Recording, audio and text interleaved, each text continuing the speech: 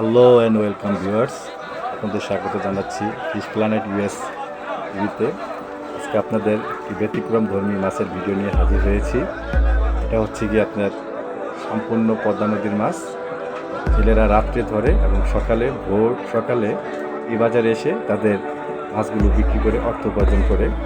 এখানে আপনার ইলিশ মাছ, তারপরে আশেপাশে পুকুরের মাছ, বিশেষ করে কই মাছ, এগুলো দেখছেন এখন কই মাছ।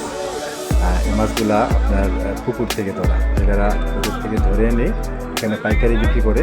এখান থেকে লোকাল জেলেরা তাদের বাজারে নিয়ে যায়, সেখানে খুচরা বিক্রি করে। এখানে আপনার খুব সকালেই এই বাজারটা অনুষ্ঠিত হয়, আর আপনার ঘন্টা 2-1-এর মধ্যে শেষ হয়ে যায়। এই মাছগুলা বিক্রির সুবিধার্থের জন্য পলিথিন করে রাখছে পাইকারি ব্যবসায়ীরা। এই যে দেখেন ঝুলন্ত মাছগুলা পানি দিয়ে জীবিত অবস্থায় রাখা হয়েছে। মাছগুলো পদ্মার মাছ, আর জীবিত মাছের একটু দামগুলা বেশি থাকে।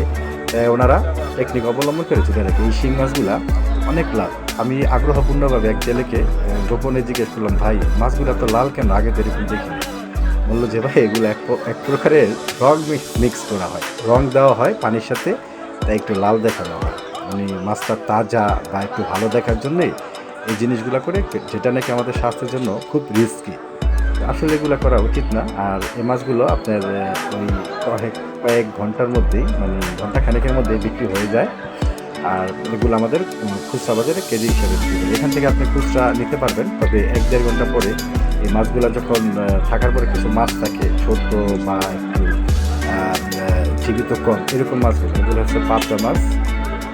এগুলো পাবদা মাছ এখানে লোকাল বাজারের চেয়ে আপনার কেজিতে প্রায় 40 থেকে 50 টাকা কম পাবেন। পাইকারি মাছ আপনি 3000 টাকার মাছ কিনলে অবভিয়াসলি 800 টাকা সেভ হয় আপনার। এগুলো ইলিশ মাছ, গত রাত্রে ধরা মাছ, গত রাত্রে এইগুলো ধরছে। আর আজকে যেগুলো কেনার পরে সুন্দরভাবে সাজিয়ে গুছিয়ে দেয়, দূরে যায়। বা ইলিশ মাছ তো আপনার বড় ছাড়া রাখাই যায়, ভালো মাছ পচে যায়। এগুলো হচ্ছে খুব বড়, এক জেলেই এক টানে এই ইলিশ মাছগুলো, পাঙ্গাস মাছগুলো পেয়েছে। একটা পাঙ্গাস ওজন 7-8 কেজি। দেখেন ওই যে জেলে মাছ ধরে ওই তো নিয়ে আসতেছে, দেখেন সব চিংড়ি মাছ। উনি এখানে পাইকারি দরে বিক্রি করবেন এগুলো। এই যে দেখেন কত শত চিংড়ি মাছগুলো নদী থেকে আসলো আর কি, এখানে বিক্রি দিয়ে দেবো।